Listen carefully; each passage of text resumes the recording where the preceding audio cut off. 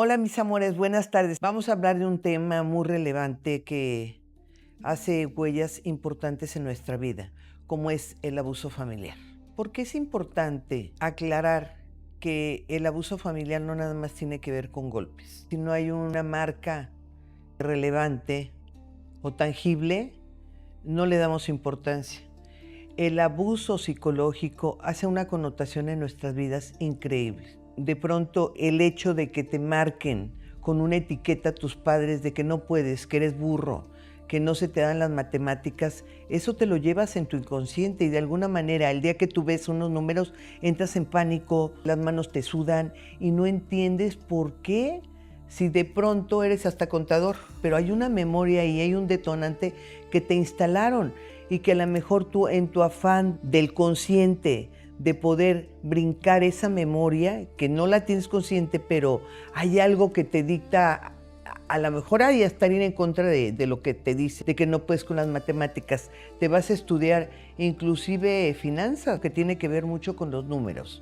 Pero hay algo ahí que te instalaron que no te permite seguir avanzando. Esto que es una huella psicológica, y esto no tiene un golpe, esto no tiene una marca, una cicatriz, pero tiene una connotación en mi vida muy relevante, que no me va a permitir de pronto tomar acciones que tengan que ver con la confianza, porque la desconfianza ya me la instalaron, desde el no puedes, desde eres burro, no se te dan las cosas, no es por ahí. No nos damos cuenta que una etiqueta no nada más es un instante, esa etiqueta puede ser permanente.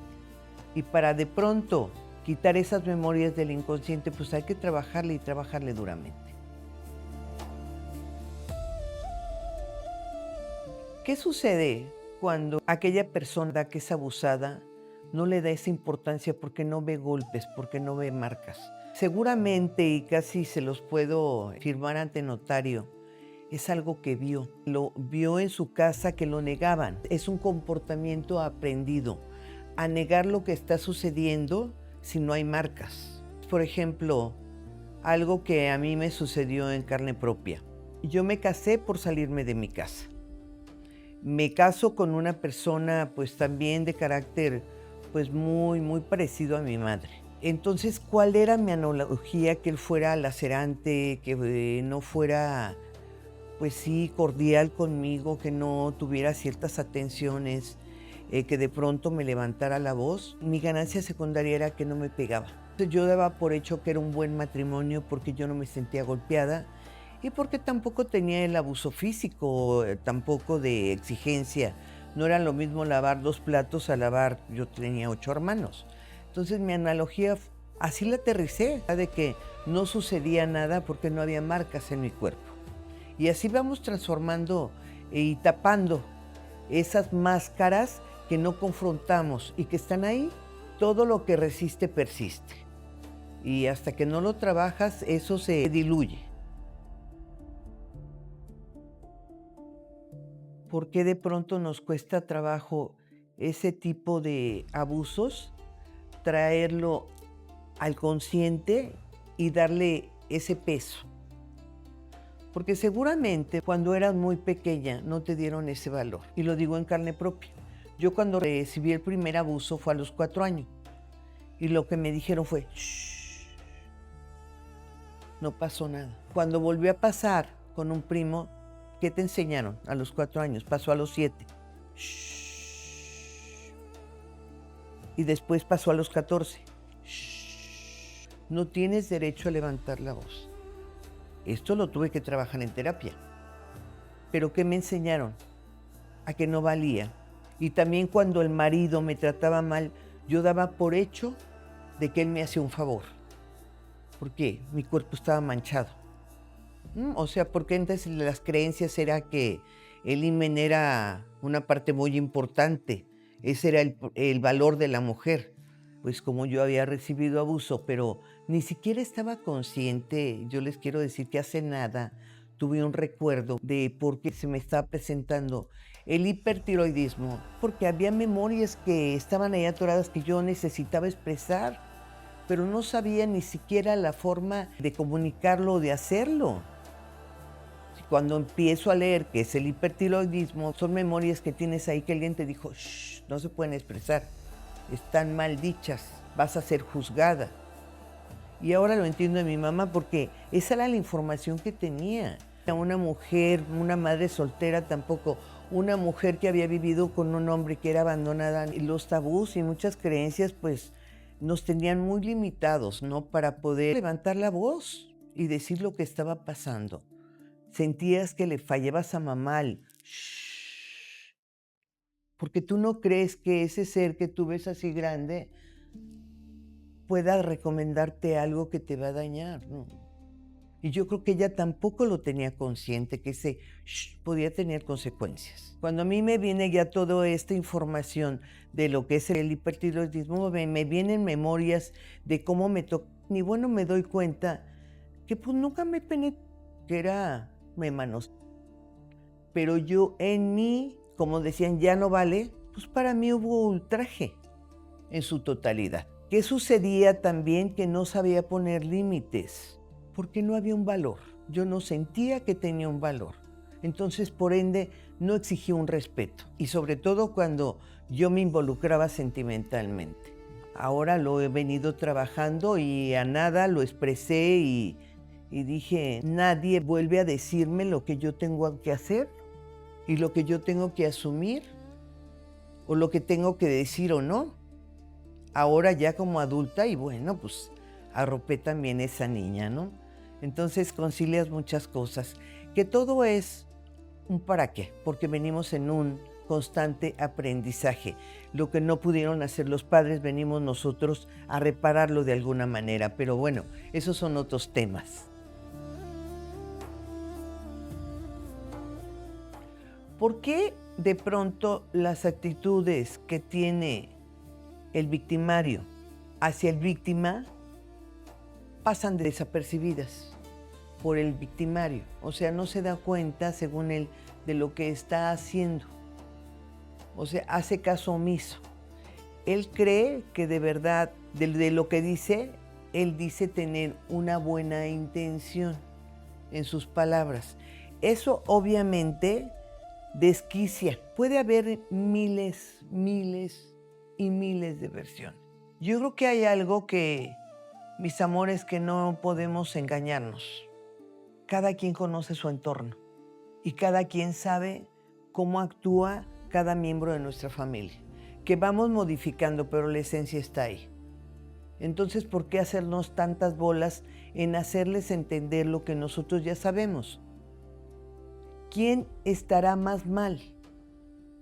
¿El víctima o el victimario?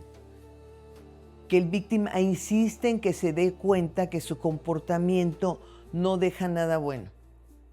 Si es tus padres, te vas a encontrar contra una lona y sobre todo si no quieren tomar terapia. Tú tienes otra información y desde tu otra información tratar hacer vínculos con el otro, a ser compasivos, a ser empáticos y a tener más templanza. Hay guerras que son interminables si buscas el por qué. Y todo tiene un para qué. ¿Qué te está mostrando esa negatividad y esa cerrazón o esa manipulación? No lo hagas tú, no te lo lleves. Y mucho cuando hay necedad es que mucho de eso soy yo, que no he logrado transformar del todo. Por fuerza quiero que se transforme el otro, en lugar de ocuparme de mi transformación. Suena feo, pero observa, todo eso que te hace detonante, que te hace que los pelos se te paren de pronto y digas, ¡ay, no lo aguanto, lo quiero aventar por el balcón, no la quiero aventar por el balcón! Tiene que ver contigo, con tus sombras, con eso que no logras integrar, con eso que no logras rebasar. Eres tú, no es el otro. ¿Qué tan grave es que al hijo le den un rol que no le pertenece? O que, peor aún, lo tomes tú, que asumas que tú eres la mamá de tus hermanos en lugar de ser la hermana. No, bueno. Esos de los sistemas familiares, mis amores, cada quien tiene su lugar. Y cuando movemos algo de un sistema, los resultados no son asertivos, porque no estamos permitiendo que el otro desarrolle su función como madre o como padre. Y más si el padre se va y el hijo se hace responsable de la familia, no, bueno, tiene una connotación muy fuerte en nuestras vidas. Puede ser un hombre muy perfeccionista porque ya es algo muy aprendido y poco flexible, o peor aún, puede ya no querer ser padre, pero ni siquiera embarazar. O sea, ya no quiere procrear, ya está hasta aquí. O bien se comporta como ese hijo que le hubiera gustado ser. O sea, los roles, los lugares son bien importantes. Y de ahí, de verdad que una de las ramas que ha ayudado mucho a los seres humanos, que yo lo he visto a mis pacientes, es lo que es las constelaciones y lo que es la biodescodificación. Quitar esos roles, verdaderamente el llevarte a ser esa hija y quitarte el rol y esa etiqueta de mamá. Y también a tus hermanos hacerles entender que desde la biodescodificación o desde la constelación, que cada quien ocupe su lugar, porque andas botando tu energía. En mi caso así me pasó. A mí me hicieron creer que mis hermanos, yo los tenía que cuidar. Mi mamá me lo hizo prometer en el lecho del dolor. Tenía un cáncer terminal y me dijo, tú vas a ver siempre por tus hermanos. Prométemelo. Y así me la compré muchos años. Esto que me llevó a mucho estrés y de verdad creía que tenía 10 hijos, o sea, mis hijos biológicos y mis hermanos, que yo los adopté, que nadie me la compró. Cuando a mí me vendieron la idea, yo me sentí la superwoman, los egos.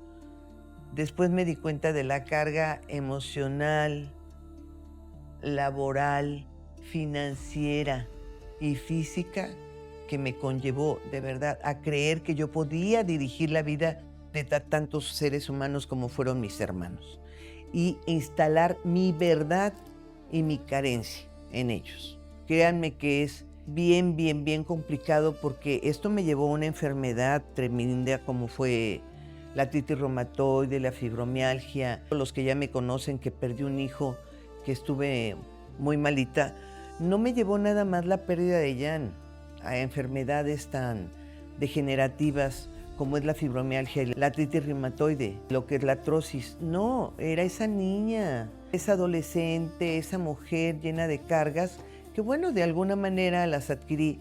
Hoy sé que todo tiene un para qué, hoy las agradezco, hoy me hace ser el ser humano que soy, pero que tuve que pasar pasajes muy importantes por andar de metiche y por falta de información. Claro que sí, mis amores, pero bueno, por algo estamos aquí.